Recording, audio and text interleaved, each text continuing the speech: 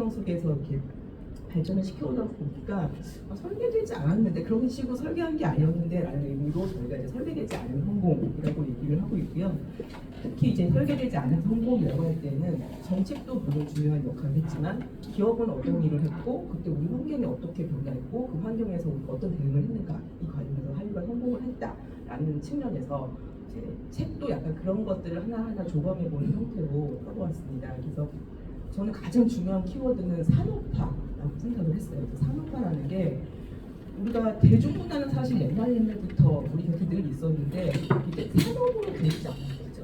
굉장히 가무수공업적으로 어떤 가수가 나가서 노래를 부르고 영화도 굉장히 소규모로 찍고 그러는데 어느 순간 한류 산업이 대중문화 산업이 됐고 축적 산업으로 자리를 잡아가면서 계속적으로 성공이 나오게 되는 이런 과정이 있어서 우리 언제부터 이게 산업으로 자리 잡게 됐지? 어떤 일 때문에 산업이 되었지? 라는 것부터 시작을 해서 얘기를 풀어봤습니다. 제일 중요한 건 이제 개방에 대한 대응, 이게 제일 중요하다고 생각하는데요. 오늘은 그래도 말씀드리면 이제 생생하게 기억하실 분들이 굉장히 많은 것 같아요. 제가 이제 대학생들이나 젊은 학생들한테 이 얘기를 이제 하면 저를 마치 6.25 때 이야기를 하는 것처럼 가끔 보는 학생들이 있어서 굉장히 얘기하기 힘들었는데 기억하시는 분들이 있으실지 우리가 1988년 우리나라에서 되게 중요한 해였죠. 서울올림픽이 열리던 해였고 그때 9월 17일에 서울올림픽이 열렸습니다. 그래서 굉장히 해외에서 보는 시각이 높았을 때였는데 바로 그 해에 9월 30일과 10월 1일 명동 홍련극장하고 신촌 신영극장에서 그 위험한 정사라는 영화가 개봉을 하는데 뱀이 풀리는 사건이 있었습니다. 요거를 아마 기억하고 여기 기자분들 계시니까 기억하시는 분들도 있으실 것 같아요. 근데 이때 요게 바로 공개가 되진 않고요. 한 1년 뒤에 다시 한번 공개가 됐는데 어떤 일로 극장에다 뱀을 풀었을까? 이게 보통 일은 아니잖아요. 그래서 요거를 한번 이런 일이 왜 일어났는가로 시작을 한번 해보도록 하겠습니다. 제가 학번이 93학번입니다. 학교 들어가자마자 가장 먼저 이제 보통 학교 들어가면은 선배들이 이제 데모도 데려나가고 이런 것들 시작하잖아요. 구상학번이 들어갔을 때 제일 이슈는 우루과이 라운드였거든요. 우루과이들 쌀 협상이 한참 진행이 되고 있을 때여서 뭔가 우루과이 라운드 협상에 대해서 뭔가 대응을 해야 된다는 게 굉장히 중요한 이슈고 이렇게 되고 있었는데요. 사실 우리가 우루과이 라운드 협상하면은 다들 쌀 개방이 된 협상이지라고 생각을 많이 하시는데 사실은 이때 제일 중요했던 거는 쌀과 서비스, 농산물과 서비스였고 서비스 시장에서 제일 중요했던 게 바로 헐리우드 영화 산업이었습니다. 이 우루과이 라운드 협상 자체가 세계적으로 좀 닫혀 있는 문들을 다 열어서 굉장히 자유무역을 더 개진하자, 각각의 나라마다 있는 시장의 문을 좀 열자 하는 취지였기 때문에 주로 많이 됐던 게 쌀과 영화였고요. 사실은 영화는 우루과이 라운드 협상이 시작된 게 1985년부터 협상이 시작됐는데 그때부터 줄기차게 우리나라의 그 영화 시장의 문을 열어라 하는 요구를 헐리우드에서 계속 하고 있었습니다. 근데 문을 연다라는 게 어떤 의미냐면 이때 영화 산업이 어땠는지를 한번 살펴보는 게 중요한데요. 사실 80년대까지만 해도 우리나라 영화 시장이 외화가 굉장히 재밌었죠. 한국 영화는 사실은 별로 볼품이 없는 시대였고 그럼 한국 영화가 어떤 돈으로 만들었을까 생각해 보면 우리나라의 한 예를 들어서 한 20개 정도의 영화사들한테 외화 수입권을 허가해 줬습니다. 이때 허가 조건이 이런 거예요. 한 해에 한국 영화 15편을 만들면 외화 수입권을 준다. 예를 들어 이런 식의 그 허가제였거든요. 그러면 당연히 돈을 버는 건 외화였기 때문에 외화를 수입하기 위해서 한국 영화 15편을 포토로 만들고 그 돈으로 외화를 수입해와서 돈을 벌어서 다시 그 돈으로 한국 영화를 만드는 이런 식의 시장 형태였으니까 그러니까 이거는 한국 영화로는 돈을 벌 수 없다는 게 모두 다 인정하는 상황이었기 때문에 이런 부분으로 쭉 유지가 되는 건데 헐리우드에서 요구한 게 그거죠. 또 20개 업자들만 외화를 수입하게 하지 말고 헐리우드 업자들이 직접 들어가서 배급을 할 수 있게 하자. 이제 그게 직접 배급을 하게 하라 이런 얘기인데 계속 그걸 요구를 하니까 당연히 우리나라 영화인들이 굉장히 반대를 할 수밖에 없었습니다. 이게 직접 배급을 열어주게 되면 외화를 수입해오는 게 굉장히 힘들어지고 외화를 수입해오지 못하면 돈이 없으니까 그 돈으로 한국 영화를 만들 수가 없는 거죠. 그러니까 한국 영화는 사람들이 사주는 표값으로 만드는 게 아니라 외화를 수입해온 돈으로 만드는 그런 구조라다 보니까 이 시장을 어떻게든 막아야 된다, 개방을 막아야 된다라는 게 당시의 분위기였습니다. 그래서 직배에 대해서 반대를 하기 위해서 이제 여러 가지 투쟁이 막 벌어지고 이런 게 있었는데 어쩔 수가 없죠. 이제 시대의 흐름이 개방으로 가고 있었기 때문에 1986년에 영화법이 개정이 되면서 직배를 허용하게 됩니다. 직배를 허용하고 그래서 88년에 그 UIP 코리아가 헐리우드 영화사들이 세워서 이제 첫 번째 개봉 영화로 잡은 게 아까 말씀드린 위험한 정사였던 거죠. 되게 헐리우드에서 성공했던 영화인데 이거 이제 올리기만 하면 당연히 돈을 많이 벌 수 있는 그런 영화를 이제 1차 영화로 잡은 거여서 88년에 개봉을 하게 되니까 아까 말씀드린 대로 영화인들이 계속 반대를 해오다 이거 뭔가 더 이상 물러날 데가 없다. 이걸 사람들한테 이제 직배 영화를 보면 안 돼요라고 얘기하는 수밖에 없다라는 상황이 몰리면서 명동 코리아 극장하고 신촌 신협극장에 이제 영화인들이 뱀을 풀어버린 거죠. 되게 유명하신 감독님이셨어요. 두 분이 하셨는데 나중에 그때 수사가 돼서 밝혀졌는데 굉장히 지금도 이름을 대면 아주 유명하신 분들이 그만큼 이게 어떤 그 특별한 사람들의 그 요구가 아니라 영화인들의 전체적인 정서가 그때는 그랬던 것 같습니다. 결국은 88년에 근데 그때 기억나시는지 모르겠지만 88년에 서울 올림픽 때 생각해보면 약간의 병리 가능성이 되게 높았습니다. 서울 올림픽 때 기억하실지 모르겠지만 미국 선수단들이 절도 사건 이런 것도 있었고요. 그 MBC 뉴스, 미국 MBC 뉴스에서 우리 복싱에 관련해서 약간 잘못된 편파 판정 보도를 하면서 하여튼 사람들이 되게 미국에 대해서 좋지 않은 감정을 해서 막 소련팀 응원하고 이런 분위기들이 잠깐 있었어요. 그런 분위기 때문에 미국에서도 이 사건은 사실은 오픈하지 않았습니다. 당시 오픈하지 않고 극장 조절도 오픈하기를 꺼려했어요. 당연히 이런 소문이 나면 직배 영화 보러 가면 뱀 나온대 이제 이런 얘기가 나올 수도 있잖아요. 그래서 약간 이 사건은 뒤로 붙어졌습니다. 붙고 넘어갔는데 1989년에 이제 시네하우스에서 레인맨 영화가 올라갔는데 또 거기에 뱀도 풀고 그때부터 불도 지르고 이런 일들이 벌어지게 된 거예요. 물론 이제 불 지르는 건 서로 영화주 극장주들끼리 문제가 좀 있었긴 했는데 그러니까 이제 문제가 다시 크게 공론화되기 시작했고 미국에서도 이제 한미 통상실무회담에서 이거 이제 공식적으로 제기를 합니다. 그래서 이때부터 영화 감독 수사도 들어가고 그 개방도 훨씬 더 확대하게 되는 거죠. 개방을 확대하게 되는 게 외화 수입 프린트 벌수 제한 폐지라는 건데 예를 들어서 옛날에 그 프린트가 영화는 이제 프린트로 돌렸잖아요. 영화 필름으로. 근데 예를 들어서 한 외화를 수입해 오면 프린트가 예를 들어서 한 8건만 제한이 돼 있었어요. 그럼 예를 들어서 이 영화를 수입해 오면 8개 극장에서만 한 번에 쓸 수 있는 거죠. 근데 이 프린트 벌수 제한을 폐지한다는 건 무단대로 할 수 있는 거죠. 한 번에 한 20개, 30개 극장에서 다 볼 수 있게. 그러니까 훨씬 더 직배의 파급력을 높일 수 있는 제도인데 요거까지 폐지를 해주게 됩니다. 그래서 한국 영화 시장의 문이 활짝 열리게 되는 현상이 됐고요. 이렇게 되니까 우리 기억에 80년대 말고 90년대 초반에 홍콩 영화 한참 붐이 있었습니다. 홍콩 영화를 많이 봤는데 이때 홍콩 영화들이 굉장히 질이 좋고 우수한 측면도 있었지만 사실은 생각해 보면 한국에 있는 그 영화 수입사들이 이제 더 이상 미국 영화를 수입할 수가 없는 거예요. 돈이 될 만한 건 헐리우드에서 직배를 하게 돼 직접 배급을 하고 한국 영화사들에서 더 이상 헐리우드 영화는 너무 비싸고 직접 배급해서 사올 수가 없다. 다른 거 없나? 홍콩 영화 괜찮대. 그래갖고 그때 한참 홍콩 영화가 붐인 건 사실 우리나라 외화 수입사들이 어떻게든 좀 버텨보려고 했던 거였고요. 그래서 홍콩 영화도 잠깐 보기도 하고 했지만 결국 개방은 활짝 됐고 1993년 12월에 우리 기억에 울과이 라운드가 최종적으로 타결이 됐지, 쌀 시장이 개방이 됐지 라고 기억하고 있지만 사실 이때 더 중요한 건 한국 영화 시장의 문도 활짝 열리게 됐고 이제 더 이상 한국 영화를 만들 수 있는 자본이 없게 된 거죠. 외화 수입원이 없어지게 되니까 외화들은 거의 돈이 될 만한 외화들은 거의 헐리우드 직배를 들어오게 되고 그래서 상황은 문이 활짝 열려서 준비가 된 게 하나도 없었다라는 게 1993년까지 이어졌어요. 그러면 이제 환경이 이렇게 변했으니까 뭔가 정부에서도 정신 차리고 뭔가 대응을 해야겠다 이제 이런 생각을 했을 거 아니에요. 93년이 기억하겠지만 김영삼 대통령이 민주화 열풍을 통해서 대통령이 되신 해입니다. 그리고 93년에 어떤 일이 있었냐면 이제 주라기 공원이 미국에서 개봉을 했고 전 세계적으로 개봉을 해서 엄청난 성공을 한 영화로 이제 떠올렸어요. 그런 분위기에서 이제 김영삼 정부가 들어섰고요. 항상 그 연설하실 때 세계화라는 말씀 많이 하셨죠. 이제 그때 말씀하신 세계화는 우바이 라운드 협상 등등을 통해 우리가 시장문을 활짝 열었다.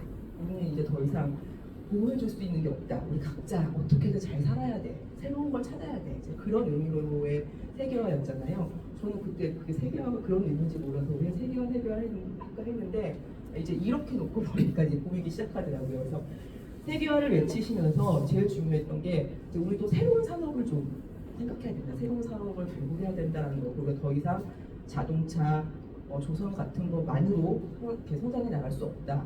우리가 시장을 보호해주지도 못한다. 새로운 산업이 뭐가 있겠는가라고 했는데 마침 그때만 해도 이제 전 세계적으로 영상 산업이 굉장히 이제 떠오르고 있었고 주라기 공원이 엄청나게 성공하면서 그때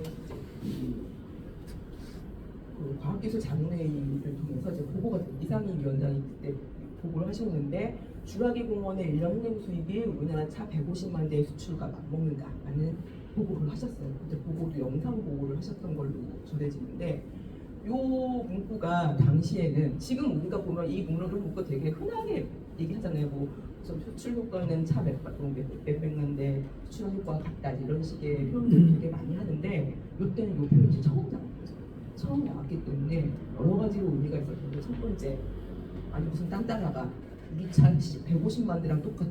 그게 말이 돼. 라는 게 첫 번째였고요.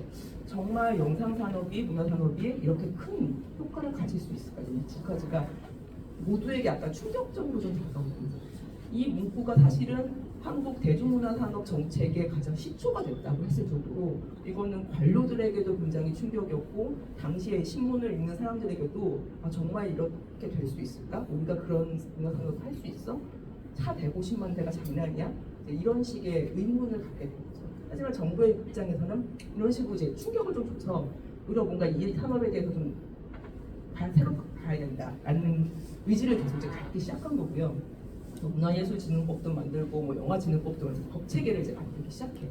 근데 법 체계를 만들지만 사실 다 아시겠지만 최초로 어떤 산업을 지원할 때 법을 만들기 전에 아구가 잘 안 만드는 일들이 많잖아요. 예를 들어서 이런 거죠.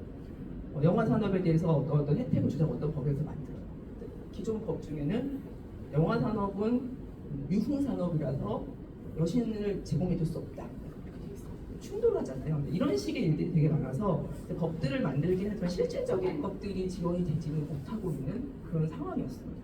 그런데 1997년에 IMF 금융위기가 빵 터지게 되죠. IMF 금융위기가 터지고 이제 그것을 수습하는 과정에서 뭔가 이제 새로운 동력이 필요하다는 건 더 절실해졌고 그리고 우리가 무슨 산업으로 가야 되지? 라는 고민이 되게 커졌죠. 그때 김대중 대통령이 새롭게 제시한 게 이제 시시정보 사회론을 하면서 닷컴 버블, 인터넷 버블이 많이 일어났다고 했고 그래서 그때 인터넷 산업으로 우리가 새로운 산업을 좀 개척해야 된다. 벤처 투자에 대해서 확대하는 정책을 만드십니다. 그래서 되게 중요했던 게 이제 코스닥 시장 활성화 방안이 되게 크게 일어났고 그때 이제 여러 가지 벤처 투자가 일어나게 됐죠. 근데 여기에 김대중 대통령은 이제 문화산업에 대해서 약간 더 이해도가 높으셨어요. 김영삼 대통령보다 조금 더 이해도가 높으셨고 문화산업이 조금 더 우리의 중무장대한 산업을 대신해서 나아가야 된다는 이해도가 조금 더 높으셨던 것 같아요. 그래서 이때 문화산업진흥기본법을 다시 만들다. 다음은 손을 대서 이 문화산업이 그 국가기관 산업이기 때문에 정부가 적극적으로 지원을 해줘야 된다. 정부가 지원해주는 것만으로는 부족하니까 코스닥 시장 활성화를 통해서 그 문화산업 전문 투자조합에도 벤처 투자하고 똑같은 혜택을 준다. 이렇게 된 거죠. 그럼 당시에 코스닥에 많은 벤처 투자자들이 어디에 투자하면 좋을까 이렇게 보고 있는 상황이었는데 영화도 벤처기업 투자하는 거랑 똑같아? 영화도 한번 투자해볼까? 이런 식의 생각이 갈망했죠. 그래서 그때부터 영화 산업에 벤처 투자자들이 돈을 투자하기 시작합니다. 이게 상당히 큰 의미를 가져요. 민간에서 돈이 흘러들어갈 수 있게끔 물꼬를 터준 측면이고요. 그리고 이제 중요한 것 중에 하나가 이제 문화산업에 대해서 약간 정부가 어떤 입장을 취해야 되는가에 대해서 거버넌스 원칙을 딱 정하셨는데 8길이 원칙, 지원을 하되 간섭하지 않는다. 이게 이제 우리나라에서 처음 만들어진 건 아니고요. 영국에서 문화산업을 지원할 때 갖고 있는 원칙인데 이런 문제가 있었어요. 문화산업에 대해서 지원을 하려고 보니 그럼 문화부의 관료가 이렇게 영화를 보면서 얘는 지원해, 얘는 지원하지 마라 이런 걸 정해야 되잖아요. 근데 사실 그게 불가능하죠. 문화부 관료의 입장에서 이걸 어느 게 성공할지 어느 걸 정책적으로 지원해줄지 골라내야 되는 그런 일이 되잖아요. 정부가 지원을 하기 위해서. 근데 영화인들이 그 꼴을 도대체 용납을 할 수 없다라고 나선 겁니다. 그럴 수는 없다. 당신들이 뭘 아냐? 영화인에서 뭘 아는데 니네가 정해준 거에 돈을 주고 안 주고도 정하냐? 그렇게 하지 말고 새로운 지원 기관을 만들어서 그 지원 기관의 전문가들로 그 위원회를 만들어서 그쪽에서 지원을 하게 하고 정부는 그 지원 기관에 돈을 지원되는 상태로 그게 지원은 하되 간섭하지 않는다. 8길이가 이제 요만큼이잖아요. 딱 요만큼 거리를 두고 있으라는 거죠. 그래서 요 8길이 원칙이 사실 이때부터 우리 문화산업의 약간 정통의 그 거버넌스 원리가 되었고 이 원칙은 사실은 지금까지도 계속 유지가 되고 있습니다. 그래서 전 정부 때 그때 여러 가지 뭐 블랙리스트 사건이나 이게 굉장히 영화인들이 되게 화를 내고 문화인들이 되게 화를 냈던 이유 중에 하나가 우리는 이걸 원칙으로 하고 있었잖아. 이때부터 이렇게 하긴 했던 건데 왜 그거를 벗었냐 이런 것 때문에 사실은 되게 문제가 더 커진 거였고요. 그래서 저는 이제 그 문화산업 정책에 있어서는 김영삼, 김대중 대통령의 업적이 굉장히 중요하고 정책적 틀을 만들었는데 두 분 다 중요하지만 이 민간에서 물꼬가 투자가 될 수 있게 물꼬를 텄다는 점에서 이 부분이 굉장히 중요하다고 생각합니다. 그래서 한국 그 한류 산업 성공에 있어서 정부가 한 것 중에 제일 중요한 게 뭐니? 사실 이 부분. 정부가 지원도 해야 되지만 민간에서 투자할 수 있게 인센티브를 줘서 돈이 스스로 흘러갈 수 있게 해준 이 부분이 어떻게 보면 가장 중요한 장면이었다고 할 수 있을 것 같습니다. 그럼 이제 시장은 개방이 됐고 정부에서 정책도 나왔고 그러면은 우리가 이제 기업인들이 뭘 팔 수 있는가 이런 부분들이 이제 중요할 텐데요. 한류라는 단어가 지금 되게 흔하게 쓰고 있지만 언제부터 한류라는 단어가 쓰였느냐에 대해서 약간 분분해요. 이게 왜냐면 한문이기 때문에 언제부터 썼는지 딱 찾아내기는 되게 힘든데 가장 많이 쓰이기 시작했던 걸 보면 1997년 그 사나이 모길래를 우리가 중국에 팝니다. 중국에 파서 그 CCTV에서 시청률이 15%가 나면서 CCTV는 전국 방송국이기 때문에 당시에 시청률 15%가 엄청난 거였거든요. 그래서 요 드라마가 엄청나게 성공을 하면서 중국 언론을 통해서 한류가 왔다. 드디어 한류의 시대가 시작됐다. 이런 식의 이제 보도가 많이 나와서 한류의 시초는 사랑이 모길래다. 라는 얘기를 많이 하거든요. 그래서 요게 어떻게 나가게 됐는지 요 장면도 사실은 전혀 설계되지 않은 과정을 통해서 이루어진 것을 한번 살펴보겠습니다. 여기 계신 분들이 굉장히 현직에서 왕성하게 활동하셨을 때일 것 같아요. 91년, 93년 이때인데 이제 이때 회사 다니실 때 분위기를 한번 잠깐 떠올려 보시면 뭐가 되게 많이 변할 때였죠. 91년, 93년 이때가 이제 정부도 막 바뀔 때고 민주화 열풍이 이렇게 크게 그 각종 기관에도 굉장히 많은 영향을 끼치기 시작할 텐데 특히 이 방송 분야에서 되게 중요한 건 1991년에 SBS가 개국을 합니다. 그래서 원래 MBC, KBS 두 개만 있다가 SBS까지 해서 3개사 체제가 됐는데 이게 약간 큰 의미를 갖는 게 이제 3개사가 되면서 뭐가 나왔냐면 90년대 초반이잖아요. 90년대 초반 때 우리 경제가 되게 좋았어요. 경제가 되게 좋고 영상 산업도 되게 발달하게 자꾸 텔레비전도 사람들이 많이 보고 특히 광고 시장이 되게 크게 성장하고 있습니다. 그래서 SBS 개국이 되면서 이제 방송사들은 뭐가 문제가 됐냐면 이제 광고 시장을 이 큰 광고 시장을 둘만 나눠 먹었는데 이제 셋이 경쟁을 해야 되는 구도가 된 거죠.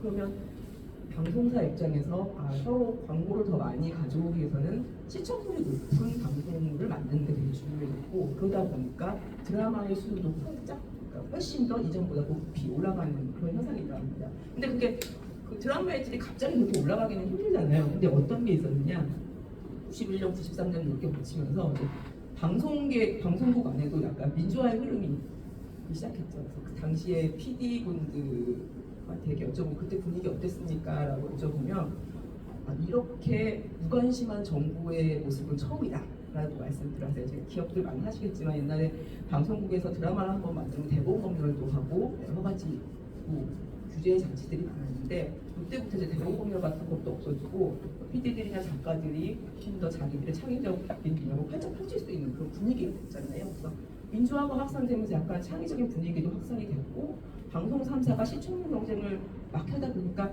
더 재밌는 드라마를 만들어야 된다 하는 요구가 되게 커진 거죠. 그래서 우리나라 방송 드라마들의 수준이 굉장히 올라가는 계기가 됩니다. 이전에는 만들지 못했던 소재도 접근을 하고 새로운 방식의 드라마도 만들고 당시에는 일본 드라마들이 되게 수준이 높았는데 일본 드라마도 잘 베껴서 더 재밌게 좀 비슷하게 만들어 보기도 하고 일본 드라마 수준만큼만 가면 아시아에서 최고가 되는 거거든요. 그러니까 잘 베끼는 것도 사실은 되게 중요한 능력인데 그런 것들을 통해서 한국 드라마들의 수준이 막 올라가기 시작했어요. 그런 상황에서 이제 IMF 금융 위기가 이제 막 터지게 되는 거죠. IMF 금융 위기가 터지게 되니까 요 말씀 때 조금 더 다른데 방송 3사가 이제 경쟁을 하게 되는데 아까 이제 정책적으로 이제 문화산업부가 지원을 이제 하기 시작했잖아요. 여기 관료를 하신 분들도 많이 계시지만 이제 정책이 나오면 뭘 해야 됩니까? 실적이 나와야죠, 실적. 그래서 방송국 사람들을 불러다가 수출을 좀 해보자.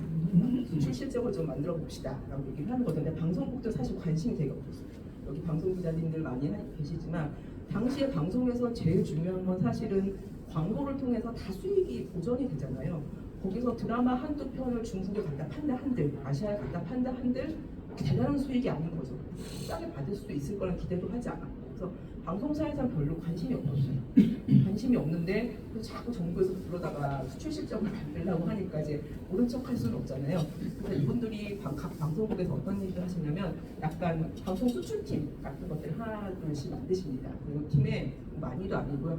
한두 분 정도 당시에 상사맨들 LG 대우 상사 이런 데 삼성사 이런 데 계시던 분들을 영입을 해와서 이분들은 세계 어디에 가서도 뭐든지 파시는 분들이잖아요. 이분들한테 이제 우리 드라마 비디오 테이프를 주면서 아무데나 가서 무슨 값이든 팔아올 수 있으면 팔아. 그런 식의 이제 오더를 주신 거죠. 이분들이 정말 이렇게 아시아에 예전에 물건 팔던 데 나가셔서 물건들을 이제 비디오를 파세요. 조금씩 파시는데 그닥 큰 성과는 나지 않았고 그러던 중에 이제 팍 터진 게 1997년에 그 중국의 CCTV에 사랑이 모빌레를 갖다 팔았는데 엄청나게 성공을 한 거죠. 그래서 이게 뭔가 되네, 수출이 되네 라고 얘기를 하고 있었고 이런 상황에서 이제 되는구나, 수출이 한두 명 팔린다 정도가 이렇게 되고 있는 정도였는데 이제 IMF 금융위기가 터졌습니다. 근데 IMF 금융위기가 왜 우리 드라마 수출에서 되게 중요한 역할을 했냐면 그 금융위기 때 우리 이제 환율 엄청나게 올랐죠. 근데 올랐는데 그때 아시아에서 다 비슷하게 이걸 겪었잖아요. 대만, 태국 뭐 등등등 말레이시아 할 거 없이 다 같이 그 환율 위기를 같이 겪었습니다. 근데 이 아시아의 국가들의 특징이 뭐냐면 당시에 가장 그 수입을 많이 해오는 드라마들이 일본 드라마들이었어요. 그래서 일본 드라마들을 쭉 수입해오고 있는 중이었는데 환율이 너무 오른 거죠. 환율이 너무 올라서 그럼 일본 드라마 너무 비싸졌어. 일본 드라마랑 비슷한데 좀 싼 거를 좀 우리가 수입할 수 없을까? 라는 걸 생각하게 된 거죠. 그때 97년에 중국에서 CCTV에서 사랑이 모빌레 등등등이 몇 개 팔리는 거 보면서 한국 드라마 수준이 약 일본 드라마랑 비슷하대. 가격은 얼마쯤이야? 10분의 1, 20분이었거든요. 그 정도는 사실 할만하죠. 살만하니까 그때 대만을 중심으로 한국 드라마들이 사기 시작한 싼 가격에 일본 드라마랑 비슷한 품질을 가지고 있겠고 사기 시작했는데 대만으로 수출이 터지게 되면 장점이 뭐냐면 대만하고 그 중화권이 같이 이제 위성 TV들을 많이 보잖아요. 그래서 대만에 팔리면 홍콩도 팔리고 싱가포르도 팔리고 중국도 팔리고 이런 연관이 있고 그렇게 되면 이제 인근 필리핀 등등까지 같이 연관되는 효과가 나와서 대만을 수출 거점을 해서 아시아 전반에 수출이 확산되기 시작합니다. 수출이 확산될 수 있었던 건 값싸고 질 좋은 정말 우리 늘 해왔던 일본 드라마랑 비슷한데 값은 한 20분의 1 할만하잖아요. 그래서 아시아를 통해서 이제 우리 드라마들이 그때부터 확산이 되기 시작합니다. 그래서 방송국 입장에서도 이건 나쁘지 않은 게 우리 드라마들 다 돌리고 그냥 있는 거 한 번 더 팔면 수익이 한 번 더 생기는 거니까 더 어려운 일도 아니었고요.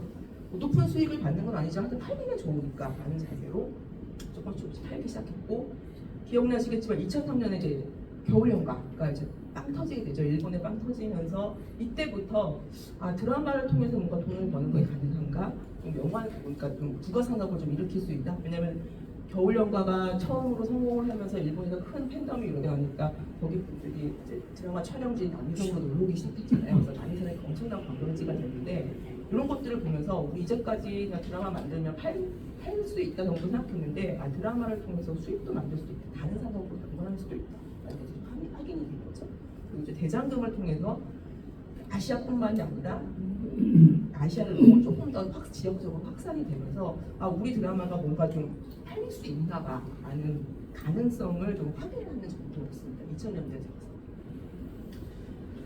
근데 사실 2000년대 한 중반까지도 이렇게 다 소문으로 나세요. 한국 드라마를 외국에서도 본대, 아시아에서 많이 본대 라는 얘기는 했지만 그래서 돈 많이 번대? 그렇지 않았어요. 돈하고는 상관이 없었어요. 왜 그러냐면 일단 아시아 국가들의 팔기 보다 보니까 높은 수익을 받기도 어렵고 팔려면 사실 북미나 유럽에 팔아야 이제 높은 수익을 얻을 수 있는데 여전히 북미나 유럽 같은 데 팔기는 되게 어려웠어요. 여러 가지 이유가 있지만 첫 번째는 한국 드라마를 팔려면 일단 자막 문제가 해결이 돼야 되는데 이 자막을 입히는 비용이 되게 비싸요. 그래서 이 비싼 비용을 들이고도 팔 수 있는가 이제 따져봐야 되는데 더 힘든 이유 중에 하나는 이때까지만 해도 방송은 드라마는 방송 전파를 이용해서 하는 거잖아요. 그러니까 동시간대에 이 드라마를 볼 수 있는 사람의 숫자가 어느 정도 돼야지 수출이 가능한 거죠. 그러니까 지금은 인터넷이나 OTT를 통해서 아무 때나 보니까 동시간대 저녁 8시에부터 9시 사이에 우리 드라마를 틀었을 때 과연 몇 사람이 볼 수 있어요? 이게 별로 중요하지 않은데 이때는 그게 딱 보장이 돼야 그 방송국에서 살 수 있는 그런 상황이니까 여전히 아시아를 빼놓고는 팔 수 있는 곳이 없는 거예요. 중남미 같은 데 가서 대장금을 한번 팔려고 시도하신 얘기를 들어보면 아무리 설득을 해도 우리가 그 시간대에 볼 사람을 그만큼 확보할 수는 없을 것 같다. 그렇게 얘기하시더라고요. 그래서 얘기하시는 걸 들어보면 네가 앞뒤로 광고까지 붙여오면 한번 생각해볼게. 이런 식으로 얘기하셨다고 해요. 그러니까 그만큼 이 동시간대에 방송물을 보내는 거는 여전히 힘들다는 게 한 2000년대 중반까지의 문제였는데 2000년대 중반 이후에 이제 전 세계적으로 어떤 일이 벌어지냐면 초고속 인터넷을 각 가정이 다 보급이 되기 시작하죠. 그래서 가정에 이제 다 초고속 인터넷을 다 깔기 시작하셨어요. 그러면 그때 가장 뭘 먼저 하셨는지 기억나시죠? 집에서 다 뭐 하셨죠? 다운로드 받기 시작했죠. 미드 다운로드 받고 드라마 다운로드 받고 그래서 우리가 미국 드라마 같은 것들을 텔레비전 통해서 못 보던 것들도 인터넷으로 하루 종일 받으면 한 20개, 10개 받잖아요. 그거 쭉 보시고 이랬단 말이에요. 요게 전 세계적으로 한국 드라마에도 똑같이 적용이 됩니다. 전 세계적으로 아까 말씀드린 것처럼 북미나 유럽 같은 데에도 한국 드라마를 좋아하는 사람들이 있기는 있었어요. 동시간대에 모이기가 힘들어서 그렇지 있긴 있었거든요. 이분들도 한국 드라마들 너무 좋은데 어떻게 볼 수 있지? 초고속 인터넷이 생겼어. 초고속 인터넷이 생기면서 이제 드라마 피버나 비키 같은 사이트들이 뭐냐면 한국 드라마들이 올라오는 사이트들이었는데 이런 데 들어가면 한국 드라마들이 바로바로 올라오는 거예요. 그럼 아까 동시간대 문제는 해결됐다고 해도 자막 문제가 아직도 있잖아요. 근데 이분들이 뭘 하셨냐면 예를 들어서 내 이름은 김삼수 3회가 오늘 밤에 떴다. 그러면 이 플랫폼에 딱 떠요. 그러면 이 편을 번역할 사람 수라. 그럼 6명, 7명이 바로 모집이 돼요. 그럼 이 6명, 7명이 밤새 번역을 해서 자막을 다 만들어요. 그래서 다시 입혀요. 그리고 그 드라마를 이제 그날 밤부터 다 같이 보는 거죠. 그러니까 자막을 방송국에 사서 붙이려고 하면 굉장히 돈도 많이 들고 시간도 많이 드는데 이 소속 인터넷이 되다 보니까 그리고 팬들이 너무 보고 싶은 거죠. 우리 이 드라마 다 같이 보고 싶은데 자막이 없어. 우리 스스로 만들자. 이런 식으로 돼서 이런 사이트들을 통해서 북미나 미국에서도 북미나 유럽 등에서도 우리 드라마들을 이제 많이 공유해서 보시는 게 굉장히 많았어요. 그래서 이때부터 우리가 뭘 할 수 있냐면 이제 국가별로 판매한다는 게 큰 의미는 없겠다. 어떤 국가 어떤 방송국에 파는 것보다 이런 플랫폼에 잘 팔면 되는구나. 그리고 자막 문제 너무 고민했는데 한국 드라마 좋아하는 사람들이 막 지들이 알아서 막 팀 만들어서 붙여 이런 식이 돼서 우리 드라마들이 이제 아시아를 넘어서 세계적으로 있게 된 거죠. 근데 그럼에도 불구하고 여전히 돈을 못 벌었어요. 돈이 안 됐어요. 이유는 사실 이 플랫폼 같은 데 올리는데 많이 돈을 받고 올린 것도 아니었고요. 저작권 보호가 약해서 우리도 그랬지만 우리도 저희 드라마 볼 때 그냥 어떤 사이트 들어가서 다운로드 많이 해서 보시잖아요. 이때 전 세계적으로 한국 드라마들 다 그렇게들 많이 보신 거예요. 그냥 돈을 안 내고. 그래서 저작권 보호가 약했기 때문에 사실은 굉장히 많이 보는데도 불구하고 수익을 거두는 데는 좀 한계가 있다라고 그때부터 얘기했어요. 근데 최근에는 어떤 식으로 다시 해석을 하고 있냐면 우리가 그때 저작권 보호를 잘 못해서 어떻게 보면 한국 드라마를 볼 수 있는 기반이 굉장히 넓어졌다. 이제 와서 하는 얘기지만 사실은 그 문화산업에서는 보면 약간 양면이 있는 것 같아요. 이게 저작권이 좀 덜해야 여러 사람이 보고 물론 수익은 안 되지만 어느 순간에 수익화를 내기 위해서 좀 기반이 있어야 되잖아요. 그래서 지금 이 단계까지는 기반을 확 넓히는 것까지는 없다. 근데 돈으로 연결되지는 않네. 여기까지가 이제 2010년대 정도까지 나왔습니다. 근데 이제 2016년에 이제 세상이 이제 조금 더 많이 변화되는 게 초고속 인터넷뿐만이 아니라 이제 OTT가 나오기 시작합니다. 넷플릭스가 2016년에 이제 서비스를 시작하는데요. 다른 서비스 말고 OTT 서비스를 넷플릭스가 시작하는데 또 넷플릭스를 통해서 이제 이 앞에 있던 문제도 다 풀린 거죠.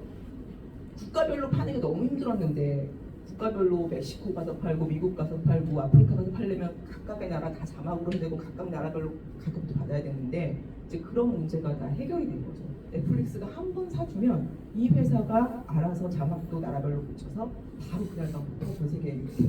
그러니까 넷플릭스의 제일 중요한 건 유통, 글로벌 유통 회사라는 거잖아요. 그래서 넷플릭스 같은 곳에서 한국 드라마 보니까 북미나 유럽에서 좋아하는 사람들 많이 있던데 그 사람들 위해서 한국 드라마 만들어봐. 우리가 자막은 다 붙여주고 가격도 잘 찾줄게. 그래서 그때부터 OTT를 통해서 한국 드라마들이 조금씩 올라가기 시작했는데 히트를 치기 시작한 거죠. 입자를 비롯해서 킹덤, 잘 보이는 2021년 오징어 게임까지 한국 드라마들이 굉장히 성공을 하면서 이제 OTT를 통해서 한국 드라마를 만드는 게 굉장히 자연스러운 시대가 됐고 어떻게 보면 유통의 문제가 해결이 돼서 지금 한국 드라마들이 훨씬 더 빠르게 확산될 수 있는 물론 우리가 직접 하는 유통이 아니어서 여전히 수익에는 좀 한계가 있다고 하지만 그래도 이렇게 확산을 하는 데는 가장 큰 기여를 하게 됐습니다. 이게 여기까지 드라마예요. 그래서 드라마가 이렇게 확산되는 과정을 보면 중요했던 거는 인터넷 환경이 되게 굉장히 중요했구나. 만약에 인터넷 환경이 되지 않았다면 여전히 방송국 체제였다면 힘들었겠다. 이 기술 환경 속에서 우리가 굉장히 빠르게 잘 대응했다. 하는 게 이제 시장에서의 특징이었습니다. 그래서 이거 이제 참고 삼아서 볼 수 있는 건데 넷플릭스에서 진짜 우리나라 드라마 많이 봐? 라는 얘기 많이 하시잖아요. 이게 이제 작년 연간 표인데요. 그러니까 각 국가에서 그 해에 제일 많이 본 드라마들 10개씩을 자르는 건데 제가 별표를 한 게 한국 드라마예요.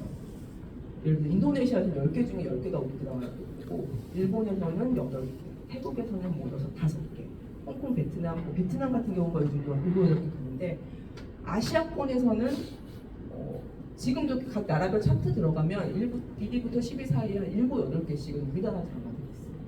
물론 넷플릭스를 통해서이긴 하지만 넷플릭스 입장에서 한국 드라마에 투자를 하는 건 너무 이제 당연한 거예요. 아시아에서 이만큼 봐주는 드라마들이 오히려 아시아에서도 미국 드라마보다 한국 드라마들을 훨씬 더 친숙하게 여기고 있는 거고 물론 여기 나라가 좀 바꾸면 다릅니다. 미국이나 이런 중남미 쪽, 요즘 중남미는 되게 한국 드라마 좋아하는데요. 미국이나 유럽을 가면 이 정도는 아니에요. 차트에 한 하나, 두 개가 있다가 없다가 뭐 이런 정도긴 한데 전 세계 순위를 내면 조금 다르긴 하지만 넷플릭스 입장에서는 전 세계로 확대를 하는 게 되게 중요하고 하여튼 한국 드라마는 아시아권과 중남미에도 굉장히 잘 팔린다는 게 확인이 되고 있기 때문에 뭐 적극적으로 투자를 하겠다고 얘기하는 게 다 자기들이 할만하니까 하는 얘기인 거죠. 그래서 그만큼 지금 한국 드라마들의 수준은 세계 그러니까 헐리우드에서 만드는 것 다음으로 뭘 봐야 되지 하면 한국 드라마를 떠올리고 있는 건 사실인 것 같습니다. 헐리우드식의 드라마 말고 난 좀 다른 거 볼래, 좀 다른 정서를 보고 싶어 하면 가장 먼저 떠오르고 있는 상황인 것 같습니다. 근데 조금 다르기는 해요. 아시아에서 좋아하는 한국 드라마들이 이제 한국 드라마들을 요즘 두 가지로 얘기해요. 한류 드라마라고 하면은 옛날부터 이제 우리 많이들 로맨틱 코미디, 그 남자 여자 사랑하고 가족이 좀 나오고 그런 얘기들 있잖아요. 아시아권에서 그런 드라마들이 굉장히 인기가 높아요. 여전히. 그래서 KBS에서 하는 일일 드라마 같은 거, KBS 주말 드라마 사실 우리나라에서 이렇게 인기가 크게 높지 않잖아요. 이런 드라마들이 아시아에서 아직도 되게 좋아해요. 근데 서구, 미국이나 북미 유럽 쪽을 보면 그런 드라마들은 여전히 좀 인기가 없고요. 오징어 게임, 예를 들어서 킹덤, 괴물 이런 식 약간 좀 센 드라마들, 이런 드라마들을 우리가 그래서 이제 OTT를 통해서 만들어진 드라마라서 K 드라마라고 저는 얘기를 하는데, 북미 유럽은 약간 K 드라마가 나와야 잘 차트에서 올라가고, 아시아에 팔리는 드라마들 보면 사실 이렇게 소리를 봐도 사내마선? 아 그거 안 보셨죠? 다 안 보셨을 거예요. 그런 드라마들 되게 좋아해요. 그래서 우리나라 지금 드라마들도 판매를 하는 거 보면 약간 축이 두 가지. 근데 사회성이 높은 K 드라마든가 아니면 달달한 할부 드라마. 근데 다 각자의 시장이 따로 있는 그런 상황입니다.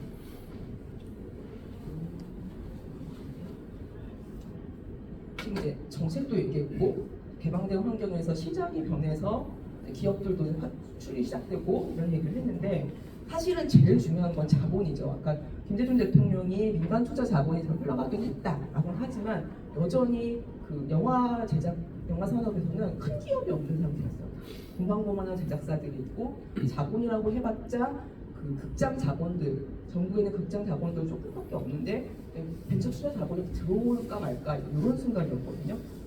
지금 현재 우리나라 문화산업에서 제일 중요한 역할을 하고 있는 기업이 아무래도 CJ죠. CJ인데 CJ가 이 문화산업에 진출한 과정을 좀 보면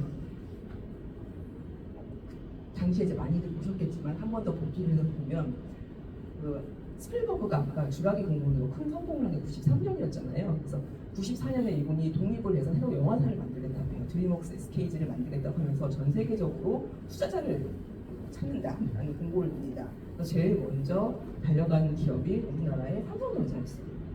삼성전자 이건희 회장님 영화 되게 좋아하신다고 알려져 있잖아요. 그래서 삼성전자가 바로 스필버그한테 달려가서 투자자가 되고 싶다라고 제안을 하십니다. 근데 이제 이 제안이 잘 안 됐어요. 나중에 그 타임지 같은 데 소개된 기사들을 보면 스필버그가 회고를 하는데 전혀 분위기가 되는 분위기가 아니었다. 그래서 왜 안 됐나 이렇게 얘기 들어보면 이 사람들은 와갖고 계속 우리는 반도체를 하니까 소프트웨어인 영화가 필요하다 이제 이 얘기만 했다는 거예요. 그건 정말 삼성의 입장에서만 얘기를 한 거죠. 스필버그 입장에서는 그게 뭐 너가 반도체를 하는 것과 내가 영화를 하는 게 꼭 필요해? 나한테 그게 중요하지 않은데 이렇게 생각이 들 수 있잖아요. 그래서 별로 얘기가 좋지 않았어요. 분위기가 좋지 않아서 결렬이 되었습니다. 근데 당시에 93년에 그 CJ가 삼성에서 독립을 했지요. 그래서 그때 이제 이재현, 이미경 남매가 30대의 젊은 남매였는데 이제 신산업을 뭘 할까 되게 고민을 하던 차였고 딱 들은 거예요. 삼촌이 스필버그한테 갔는데 까였다라는 얘기를 들은 거죠. 안 됐다. 그래서 이 두 남매가 당시에 30대의 두 남매고 당시에 미국령 막 갔다 와서 되게 젊은 친구들이었는데 이 분들이 바로 짐을 쌌다고 해요. 바로 짐을 싸서 스필버그한테 달려갔는데 달라야 된다는 시사점을 얻었겠죠. 삼촌이 어떻게 얘기했는지를 아니까. 그래서 이분들은 청바지 입고 피자를 사들고 바로 그냥 스필버그 스튜디오로 바로 갔다고 합니다. 그래서 스필버그 스튜디오로 가서 얘기를 한 거죠. 우리는 아시아에서 영화를 만들 수 있는 나라가 되고 싶다. 그래서 당신한테 영화 만드는 법을 배우고 싶다. 분위기가 좀 달랐겠죠. 앞에 우리는 반도체를 하니까 영화가 필요해. 보다는 당신한테 영화를 배워서 아시아에서 영화를 만드는 나라가 되고 싶다. 다른 조건이 또 어떤 게 있었는지 모르겠지만 하여튼 이 말이 잘 먹혔습니다. 그래서 드림웍스 SKG 투자자로 CJ가 선택이 됐고요. 이때부터 이미경, 이재현 남매가 실제로 그 스필버그를 통해서 영화 만드는 배급, 제작, 투자 이런 것들을 막 배워서 당시에 제일제당 안에서 이제 사업을 이제 시작하게 해요. 그래서 이때가 처음 이제 진입을 한 거였어요. 그게 다요.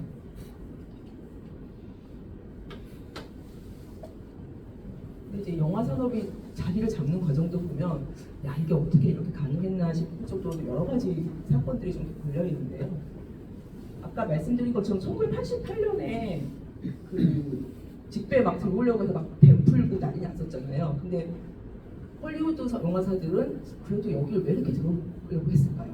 뭔가 이제 돈이 될 수 있다는 냄새를 맡고 우리나라 영화 시장을 열려고 했을 거 아니에요. 그때 중요했던 게 뭐냐면 영화관 산업도 중요하긴 한데 사실은 비디오 시장이 되게 확대되고 있어서 가정에 이제 비디오 데크들이 보급이 될 때라 헐리우드도 사실은 요것 때문에 진출을 하고 싶어 했습니다. 근데 우리나라들 대기업의 입장에서도 헐리우드가 이렇게 들어오려고 하는 거 보니까 이거 뭔가 되는 시장인가 보다 라는 판단이 들었기 때문에 삼성, 대우, LG 등 웬만한 그 대기업들은 모두 다 영화 산업에 들어가요. 1988년에서 1990년대 초반까지인데 그래서 사실 이때 보면은 모든 대기업들이 다 영화 산업에 들어갑니다.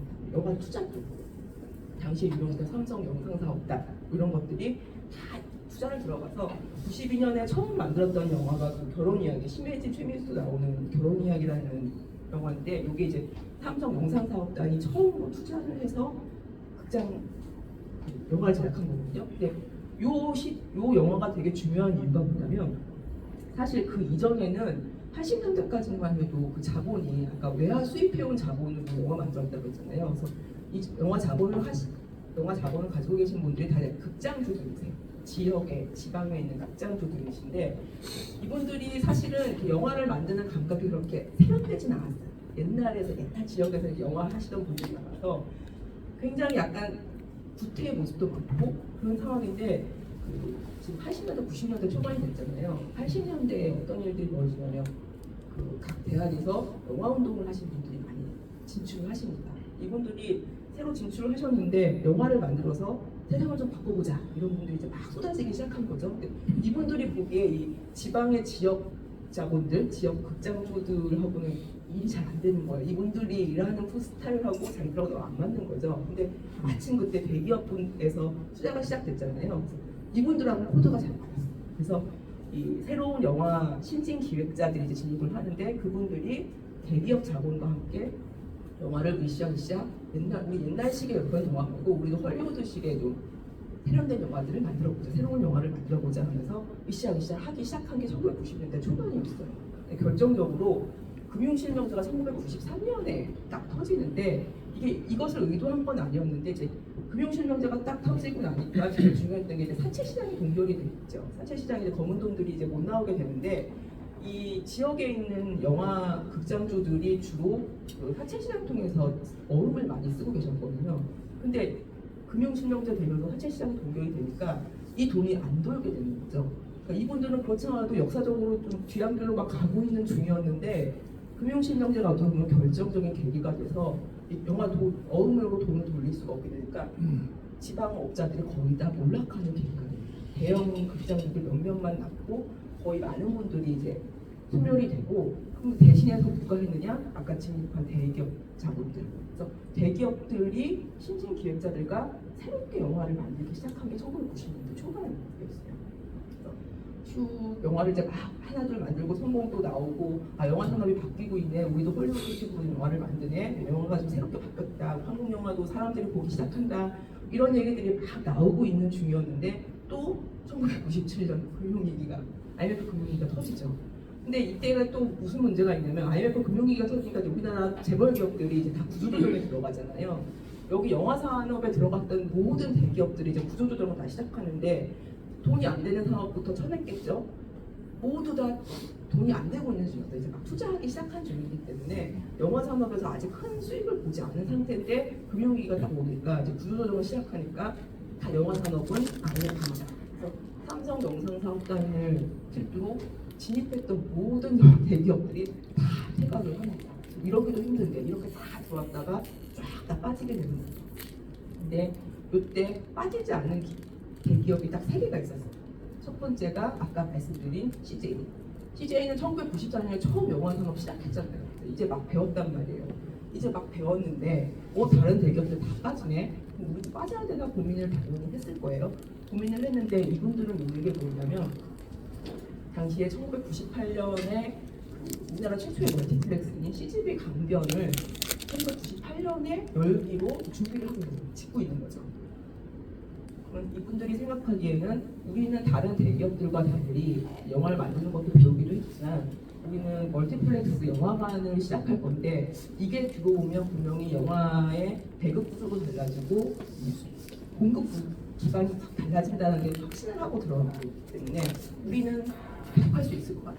우리는 이 시장에 남을래 하고 CJ는 남습니다. 모든 대기업들이 다 빠진데 굉장히 외롭게 생각했을 텐데 남아요.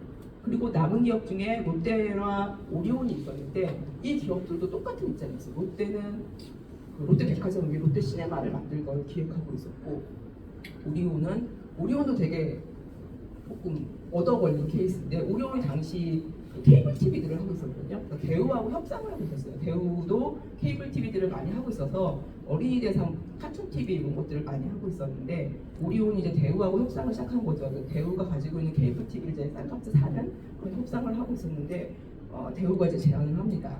사실 이런 케이블 TV도 다 있는데 혹시 극장 안 살래? 나 지금 삼성동에 극장 하나 짓고 있는데 그걸 좀 사갈래? 여기 이제 메가박스였어요. KBS.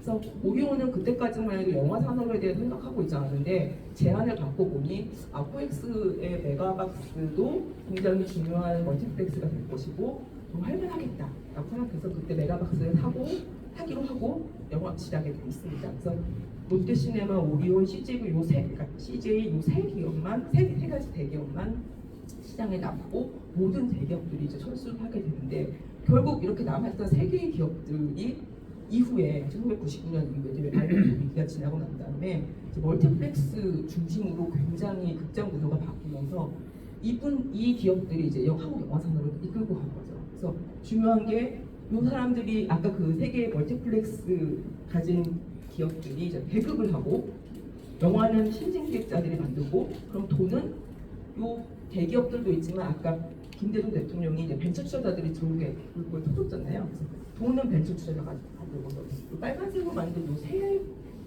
기업 집단이 한국형 메인 투자 시스템이라고 해요. 영화를 계속 만드는 구조가 된 거예요. 돈은 벤처 투자자가 되고 배급과 극장은 대기업들이 분담하고 영화 기획과 제작은 신인 기획자들이 하고 이런 식으로 구조가 짜져서 이때부터 한국 영화들이 굉장히 좋아지기 시작해서 이제 천만 영화를 탄생하고 있어요. 이 분위기가 사실 코로나 이전까지 쭉 끌고 온 거였어요. 한국 영화 천만 영화가 나오고 뭐 한 해 두 개씩 세 개씩 커지기도 하고 했던 게 요 힘으로 왔는데 이제 코로나를 겪으면서 요거가 이제 과연 좀 흔들리기 시작한 거죠. 그래서 한국 영화 산업은 요 그때의 이야기를 통해서 쭉 성장이 돼요. 이렇게 자리를 잡게 됩니다. 자본이 굉장히 바뀌게 된 거죠. 이제 그림을 그린 건데요. 요즘 이제 영화를 다 이렇게 만드세요. 제작사는 그냥 제작만 하고요. 아까 만든 그 배급사들 CJ나 롯데나 메가박스 같은 배급하고 극장하시는 분들이 그 전략적 투자자가 돼서 다른 펀드로부터 돈을 모아서 제작하고 자기들이 배급해서 돈을 들여요. 여기서 영화가 잘 되면 투자자들이 돈을 받고 그래서 이 구조를 통해서 한국 영화 산업을 이제까지 쭉 이끌어왔던 건데 요즘 문제는 이제 극장에 사람들이 안 가는 거죠. OTT가 굉장히 광범위하게 보면서 사람들이 극장을 잘 안 가게 되면서 이제 이 구조에도 조금 다시 생각해봐야 된다는 얘기가 나오고 있습니다. 아이돌 얘기는 너무 길고 이것만 말씀드릴게요. 우리나라 아이돌을 어떻게 이렇게 잘하게 됐을까? 여러 가지 이유가 있는데 저는 이제 해외로 눈을 돌리게 되게 컸다고 생각을 해요. 근데 해외로 눈을 돌리게 된 계기를 보면 그냥은 아니고요. 이 그래프 보면 빗금친 부분이 확 떨어지는 게 보이시죠? 2000년대 기점에서 확 떨어지는데요. 이게 뭐냐면 그 실물 음반에서 나오는 수익이거든요. 우리나라의 그 대중음악은 사실 음반 수익이 되게 컸어요. 음반 수익이 되게 컸는데 MP3 플레이어가 나오면서 음반을 사지 않고 사람들이 공유를 하고 이렇게 할 거잖아요. 그래서 음반 수익이 엄청나게 떨어지기 시작합니다. 그러면 음반 수익이 제일 중요한데 제일 중요한 수익이 떨어지면 이건 뭔가 문제가 있는 거잖아요. 그러면 두 가지가 있죠. 그만두든가 시장을 더 큰 거 찾든가. 이때 시장을 더 큰 걸로 가야 된다고 생각한 게 이제 SM이었습니다. SM이 처음으로 H.O.T 등을 통해서 아이돌을 만들면서 이제 시장을 잘 잡기 시작했는데 음반 수익이 이렇게 떨어지고 있으니까 해외 시장으로 가야 돼요. 근데 해외 시장을 가려면 엄청나게 많은 투자비가 필요하죠. 근데 당시에 우리나라 대중음악 기획사들은 그렇게 많은 자본을 끌어올 돈이 없었거든요. 근데 다행히 2000년대에 들어서 아까 코스닥 집단 활성화가 있잖아요. 그래서 SM이 어떻게 보면 어떻게 해서 코스닥에 등록을 해야 된다. 그래야만 우리가 해외로 갈 수 있다는 거에서 계속 떨어져요. 계속 시도를 했다 떨어지고 시도를 했다 떨어졌는데 몇 번을 떨어진 다음에 2000년에 처음으로 코스닥 등록을 했고 사실은 이때 자본이 유입이 됐기 때문에 2001년에 보아가 일본에 성공을 하는데 결정적인 부분입니다. 그래서 한국 아이돌 음악이 이제 어떻게 보면 SM이 굉장히 중요한 역할을 하는 게 해외로 갈 수 있다. 해외로 가려면 돈이 필요한데 코스닥에 등록을 하는 것도 하나의 방법이다. 라는 약간 공식을 만들어냈고 사실 요즘에 모든 기업들 다 이런 형태로 아이돌을 만들고 해외로 진출하고 코스닥에 등록을 하고 이런 형태로 진행이 되고 있습니다. 그래서 뭐 여기도 이제 해외 시장으로 간 걸로 하면 뭐 많은 얘기가 있는데 조금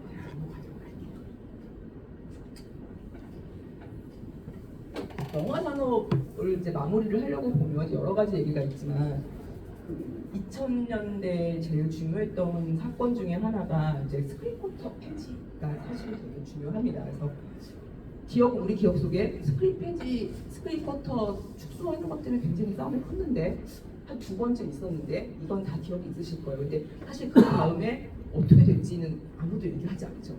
이상하다. 스크린쿼터 축소됐는데 왜 영화 잘 됐지? 이런 생각이 들 수 있는데 그 과정을 좀 말씀을 드려보면 스크린쿼터 축소는 첫 번째로 1998년에 이제 김대중 대통령 때도 첫 번째로 이제 미국에서 스크린쿼터 축소해야 된다라고 제안이 들어와요. 근데 당시에는 그 김대중 대통령 주변의 영화인들이 이제 이거는 절대 받아들일 수 없다. 스크린쿼터는 한국 영화를 165일 이상 이제 올려야 되는 건데 이걸 73일 절반으로 줄이는 거였거든요. 그래서 이거를 받아들이게 되면 한국 영화를 더 이상 올리지 않을 거기 때문에 우리 영화 산업 기반이 무너지게 된다. 절대로 막아야 된다고 했고 이때 영화인들이 굉장히 싸움을 잘했어요. 영화는 문화다. 그래서 영화 시장을 열어주는 거는 우리 문화 시장을 팔아버리는 거다. 이런 식의 논리를 해서 이 논리가 잘 전달이 돼서 1차 때는 김대중 대통령이 한국 영화 점유율이 전체 영화 시장의 40%가 될 때까지는 스크린쿼터를 축소할 수 없다. 미국도 이해해달라. 이런 식으로 마무리를 하세요. 이때 문을 열지 않습니다. 근데 요 제안이 노무현 대통령이 2003년에 이제 FTA를 추진하다 보니 또 미국에서 선별 조건으로 이제 스크린쿼터를 축소해야 된다. 다시 한번 들어오게 된 거죠. 근데 이때는 얘기가 달랐어요. 뭐가 달랐냐? 일단 김대중 대통령이 그랬잖아요. 우리 한국 영화 시장이 40% 한국 영화 산업에서 한국 영화의 점유율이 40%될 때까지는 스크린쿼터 축소할 수 없다라고 얘기했잖아요. 근데 그 기간 동안 한국 영화 점유율이 40% 넘어서게 된 거예요. 약간 어떻게 보면 선별 조건이 채워진 상태인 거죠. 그리고 1998년부터 2003년까지를 생각해보면 아까 제가 앞차트에서 말씀드린 것처럼 한국 영화 산업이 막 발전을 해요. 멀티플렉스 막 생기고 천만 영화 막 나오기 시작하고 막 그래서 신문에도 막 한국 영화가 굉장히 잘 된다는 얘기가 많이 나오기 시작했어요. 사람들 머릿속에 이때 영화인들이 어떤 식으로 또 얘기했냐면 똑같이 얘기했어요. 1차 때랑 똑같이 영화 시장을 문을 여는 것은 우리 문화를 팔아버리는 것이다 라고 얘기하는데 사람들 머릿속에 똑같지가 않은 거죠. 이미 영화는 산업이 됐고 천만 영화도 나오고 우리 영화가 굉장히 잘하던데 문 열어줘도 되겠던데 문 열어주면 오히려 우리나라 영화의 경쟁력이 더 살려지는 거 아니야? 라는 식의 논리가 좀 생기기 시작한 거죠. 그래서 사실은 FTA를 추진하겠다는 그 정부의 의지도 강했지만 여론에서의 지형이 달라진 거예요. 1차 때와 2차 때.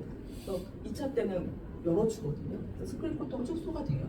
그럼 73일로 축소하면 절반으로 축소니까 한국 영화를 한 극장에서 73일만 열면 되는 걸로 바뀌는 거죠. 그래서 스크린쿼터 축소된 시점을 해서 이때 보면 요 까만색 그래프가 이제 한국 영화 시장 점유율인데 꺾입니다. 한 5년 동안. 그러니까 예상된 결과겠죠. 한국 영화 덜 올려도 되니까 줄어드는데 거기 한 5년 뒤에 보면 다시 이렇게 올라가기 시작하거든요. 그러니까 이걸 어떻게 평가를 해야 됩니까?라고 본다면 1차 때 안 열었기 때문이다. 1차 때 안 열었기 때문에 굉장히 산업이 성장하는 모습이 있었고 이게 충격이 왔지만 그래도 이 성장하는 힘이 너무 컸기 때문에 다시 딛고 올라간 거죠. 만약에 1차 때 열었으면 이제 이런 모습이 가기 힘들었을 텐데 2차 때 열어줬다 하더라도 약간의 충격받고 다시 회복이 되는 그런 모습을 갖게 되거든요. 그래서 무조건 개방을 했기 때문에 경쟁력이 살아났다라는 말도 맞지 않고 적절한 시점에 열었기 때문에 충격을 회복했다라고 보는 게 좀 맞을 것 같습니다. 그래서 결국은 한 4, 5년 꺾였다가 여전히 한국 영화의 힘이 너무 좋아서 이제 올라가는 상태가 됐고요. 근데 최근에 이제 푹 꺾인 건 이제 코로나 때문에 푹 꺾였는데 이게 지금 요즘 잘 회복이 되지 않고 있습니다. 그래서 코로나 이후에 한국 영화가 어떻게 가야 되는가에 대해서는 여전히 지금 계속 많은 논란이 하고 있는 상황입니다. 오늘 준비한 얘기는 일단 여기까지 마무리를 하고요. 오늘 보시면서 혹시 뭐 더 나누고 싶으신 얘기나 질문 있으시면 주시면. 네, 궁금한 것들 좀 여쭤보시죠. 저 질문 하나 드려도 될까요? 강의 잘 들었습니다. 그 현재까지는 그렇고요. 앞으로 나갈 때 OTT 글로벌 OTT가 있고 토종 OTT가 있고 방송 드라마가 있잖아요. 방송 드라마하고 토종 OTT는 굉장히 고전할 거 아니에요. 여기가 헤쳐나갈 극복 방안이 있나요? 지금 방송사 같은 경우는 드라마를 편성하면 대규모 적자가 나고 비용 구조 굉장히 많이 OTT 때문에 올라가 있는 거 아니에요? 작가 뭐 모두 그러니까 적자가 나고 그거를 할래니 안 할래니 방송사 아이덴티티가 만들어요. 그런 고민들이 있는 것 같은데 그런 대안들이 있을까요? 지금 이제 요즘 제일 많이 고민하는 사실 이 문제고요. 사실 각본 정확하게 지금 정해진 것 같지는 않은데 이제 이런 문제가 있어요. 왜 OTT로 많은 제작자들이 갔을까 생각해 보면 옛날에 방송국에서는 이제 드라마를 어떻게 만들었냐면 만약에 제작비가 이렇게 이만큼 들어가는 드라마가 있다면 한 70%, 80% 정도는 제작비를 줘요. 편성비로. 그럼 나머지 모자라는 20, 30%는 제작사가 알아서 조달을 해야 돼요. OST를 팔건 PPL을 넣건 이제 겨우 100%를 맞춰서 드라마를 공급하는 그런 구조였거든요. 그러니까 제작사 입장에서는 7, 80%만 돈 받고 나머지를 자기들이 돈을 막 벌어서 드라마를 하나 만드는 게 굉장히 어려운 상황이었던 거죠. 근데 OTT들이 글로벌 OTT들이 생기면서 어떤 일이 생기냐면 얼마 걸려? 1억이면 돼요. 그러면 내가 1억 2천 줄게. 만들어봐. 그럼 사주거든요. 제작사들 입장에서는 2천 마진이 딱 생깁니다. 15%에서 한 10에서 한 15%라고 얘기하는데 드라마만 만드는데 제작비 다 주고 마진도 딱 챙겨서 주는 거예요. 그 대신 소유권은 다 그 넷플릭스가 가져가는 거긴 한데 사실 이게 조건이 기존의 방송국한테 납품을 하던 곳과 비교하면 너무 좋은 조건이에요. 제작사들 입장에서는 조금 능력 있는 제작사들이라면 사실 다 여기 가고 싶은 거죠. 엄청나게 많은 제작사들이 OTT를 갑자기 가기 시작했고 특히 코로나 시기가 되면서 이제 OTT들이 굉장히 성장을 했잖아요. 이제 영화관도 못 가고 이러다 보니까 영화 만드시던 분들도 OTT로 가고 드라마 만들던 분들도 다 OTT로 가고 해서 약간 모두 다 OTT로만 가게 되는 이런 현상이 됐어요. 그래서 지금도 사실은 이 구조는 그대로 유지가 되고 있습니다. OTT에서는 제작비에다가 저 정도의 마진을 얹어줘요. 그래서 이제 그 정도도 감지덕지인간이 사실 우리가 오징어 게임 같은 큰 성공을 봤잖아요. 근데 우리가 성공을 한번 해보니까 그래도 어떻게 10에서 15%만 먹어 더 먹어야 되지 않나 이제 이런 생각도 들기 시작하는 거죠. 그래서 지금은 OTT에 파는 것만이 능사가 아니라 우리가 어떻게든 더 많은 이익을 내기 위해서 더 나가야 된다 이런 얘기가 나오고 있는데 이렇게 하려고 하다 보니까 국내 OTT들이 사실은 해외로 나가야 돼요.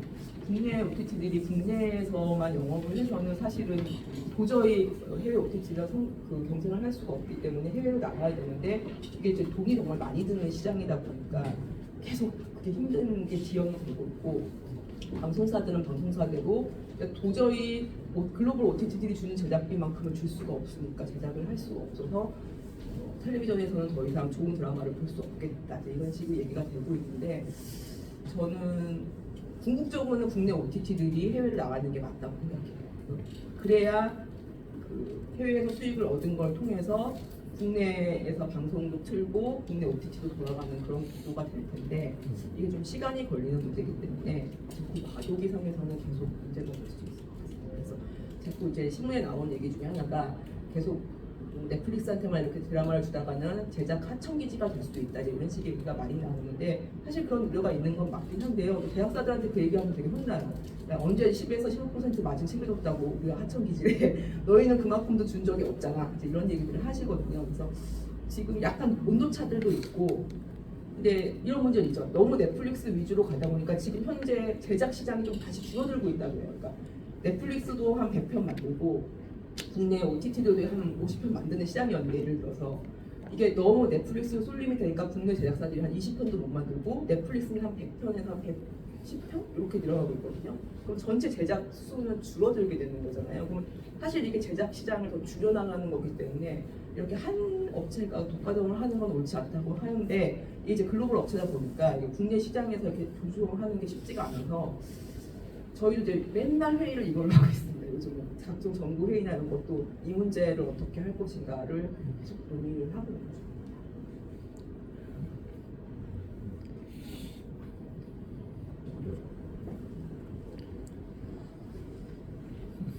뭐 질문할 거 없으면 제가 할까요? 다른 이야기인데 어쨌든 이 문화 산업이 발전하면 거기서 일하는 사람도 다 같이 행복하고 그렇게 해야 되잖아요.